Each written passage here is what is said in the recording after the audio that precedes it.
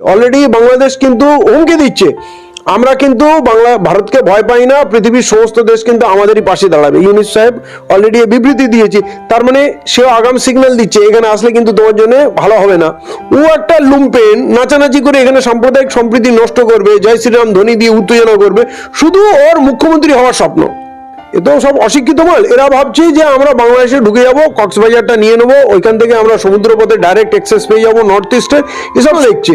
এবং বাংলাদেশের হিন্দুদের এদের কিছু এজেন্ট আছে, এরা প্ররোচনা দিয়ে চাচ্ছে বাংলাদেশে উত্তেজনা হোক, আর সেইটা আমরা পশ্চিমবাংলা তথা ভারতবর্ষে আমরা কাজে লাগাবো যে ওখানে হিন্দুদের খুব অত্যাচার হচ্ছে। তার মানে কি এখানে মুসলমানদের অত্যাচার করতে হবে? এইখানে এসে আন্দোলন কেন? যদি প্রকৃতপক্ষে যদি কিছু করতে চাও তাহলে ভারত সরকার কিছু করতে পারে।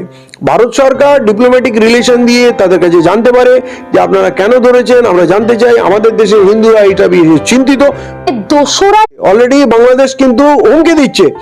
আমরা কিন্তু ভারতকে ভয় পাই না, পৃথিবীর সমস্ত দেশ কিন্তু আমাদেরই পাশে দাঁড়াবে। ইউনূস সাহেব অলরেডি বিবৃতি দিয়েছে, তার মানে সেও আগাম সিগন্যাল দিচ্ছে এখানে আসলে কিন্তু তোমার জন্য ভালো হবে না।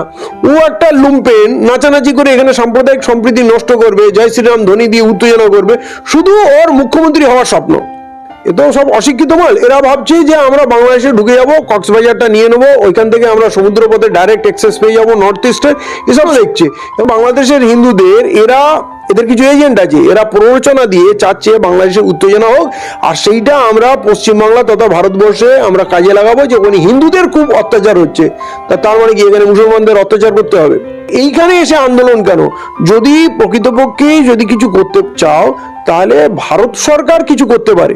ভারত সরকার ডিপ্লোম্যাটিক রিলেশন দিয়ে তাদের কাছে জানতে পারে যে আপনারা কেন ধরেছেন, আমরা জানতে চাই, আমাদের দেশের হিন্দুরা এটা চিন্তিত। দোসরা